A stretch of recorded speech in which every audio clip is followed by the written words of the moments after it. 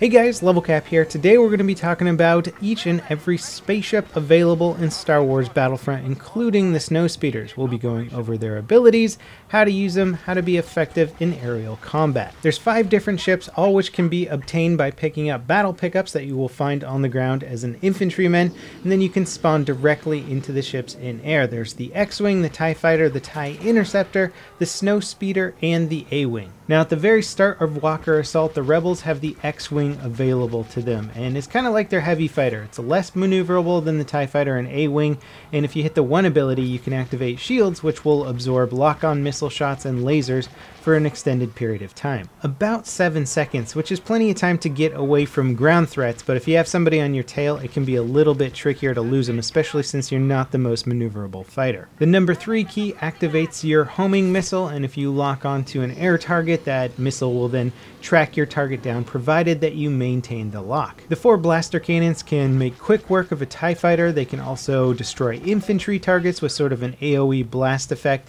They can take out AT-STs and hurt AT-ATs quite a lot once the armor is down. Now the X-Wing, A-Wing, TIE Fighter, and TIE Interceptor all have aerial acrobatic abilities that allow them to dodge missiles or just turn around quickly or do barrel rolls. Basically F1, F2, and F3 control this on the PC. I've bound them to different keys on my keyboard, but there's a barrel roll left key, barrel roll right key, and then basically a 180 loop that allows you to just reverse your direction. Now if you time these appropriately, you can also use them to dodge locked on missiles, which is something that you're going to have to do in the TIE Fighter and TIE Interceptor because neither of them have active shields like the A-Wing and X-Wing. In place of shields, the TIE Fighter and TIE Interceptor have a speed boost, which I guess could be useful for getting out of combat maybe on larger maps, but because this is such a small map, I didn't find the ability to be particularly useful. Now the TIE Fighter is the ship that you get at the beginning of the round for the Imperials, and it's fairly maneuverable. I actually like this ship a lot. It's very good. It's got a lock-on missile. I haven't noticed if there's a difference between the Rebel missiles and the Imperial missiles. They all seem to sort of lock on, but some of them have different symbols, so there might be some added abilities in there that I haven't yet discovered. Now instead of having 4 cannons like the X-Wing or the TIE Interceptor, the TIE Fighter has 2 laser cannons side by side. I haven't noticed this to slow it down in the damage department too much. It's still plenty capable of taking out infantry targets and other air vehicles just with the blaster cannons alone. You always have the option to switch to first person mode, which looks very cool and authentic, but unfortunately gives you no real advantage. The TIE Fighter model itself looks amazing, so I find it really fun to fly from the third person view. Now when it comes to aerial maneuvers, I found the 180 loop to be a fairly effective way to dodge missiles and also get people off my tail, and I wasn't really sure why the barrel roll was added in there until I started having a lot of head-on collisions with other fighters and realizing that a good way to avoid this situation is to do a barrel roll at the last second. You can still do a lot of front-on damage, and if you survive that, the barrel roll will allow you to get out of the way. Now one thing that's pretty cool about Walker Assault is that the weapons available, the fighters available to change as the match progresses. So later, towards the end of the round, the TIE Interceptor becomes available. And the blaster cannons on this are amazing for taking out ground targets. Really enjoyed using them a lot. TIE Interceptor feels much like the X-Wing. I would say it might even be sort of a clone of it for the Imperials. I wouldn't be surprised if they're just going to try and balance out Fighter Squadron mode by making the TIE Interceptor mirror the X-Wing and the TIE Fighter mirror the A-Wing. And I gotta say, I feel really bad for the Rebels towards the end of this match because they're just spawning in these trenches totally open to being mowed down by TIE Interceptors, TIE Fighters, and those pesky AT-ATs, and they just get wrecked at the end if they don't have air dominance. Air superiority is turning out to be incredibly important in this game mode, so you should probably learn how to fly, because if you find those aerial vehicles on your side, you're going to want to spawn in and do your best to stay alive.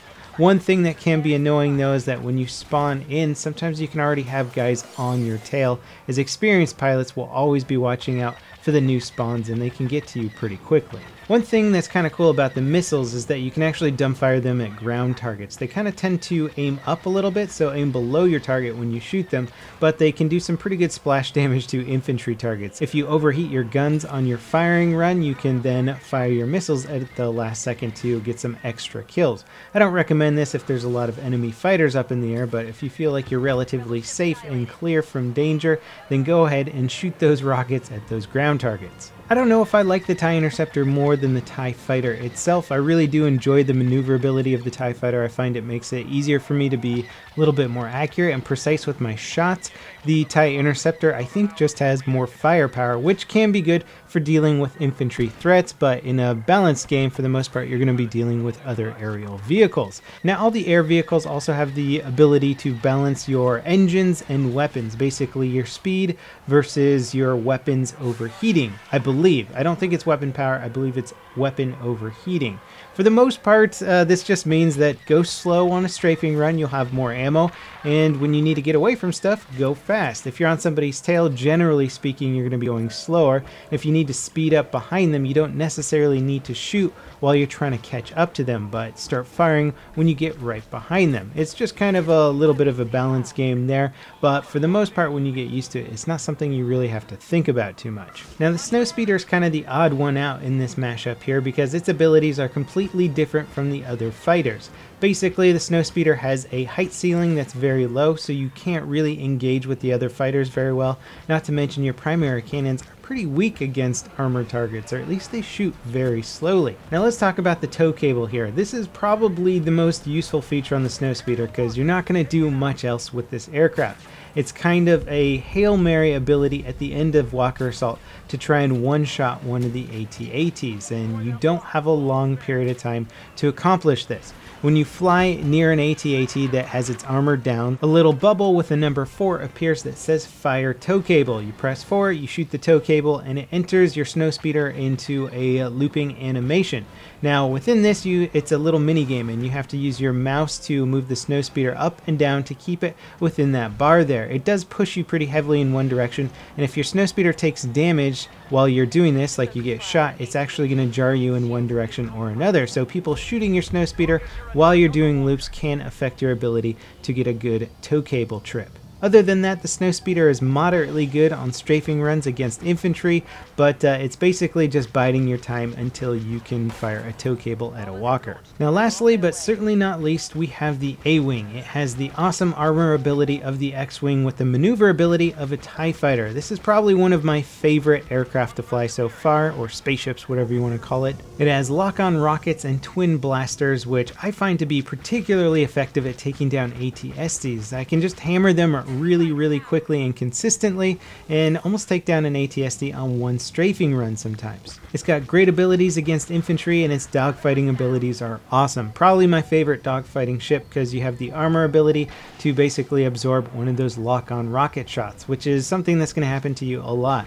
And then of course you have all the standard aerial maneuvers available to you. So this is just a great ship in general, and it can take out those infantry targets. I did so many strafing runs where I would get at least 2 per strafe, occasionally 3 if you ran into some damaged infantry targets, and then you can just whip back around and take out some TIE Fighters. Now unfortunately, the Rebels didn't really have any ground vehicles for me to compare the TIE Fighters' abilities to take out ground targets other than infantry targets and maybe stationary turrets, but it would be kind of cool when the game actually comes out to compare the abilities of these different ships for taking out ground targets. You're going to see me do some strafing runs here on the AT-AT as well. You'll notice I do some dumbfire rockets directly into the AT-AT and just do massive damage. Do not underestimate the A-Wing. It becomes available to the Rebels about halfway through the match, and it can absolutely dominate if you know what you're doing. And here I managed to get the killing blow on an AT-AT, winning the round for the Rebels early on in the match, which is something you don't see too often in Walker Assault. Now because you have to essentially just play a lot of Battlefront to spawn into these vehicles and test them out and play around with them, I of course can't just constantly focus on one type of vehicle all the time. So if I miss something or there's some cool abilities about these ships that you know about that I don't, please post it in the video comments so that we can all benefit from this guide. As always guys, thanks for watching, and I'll see you next time. This is LevelCap signing off.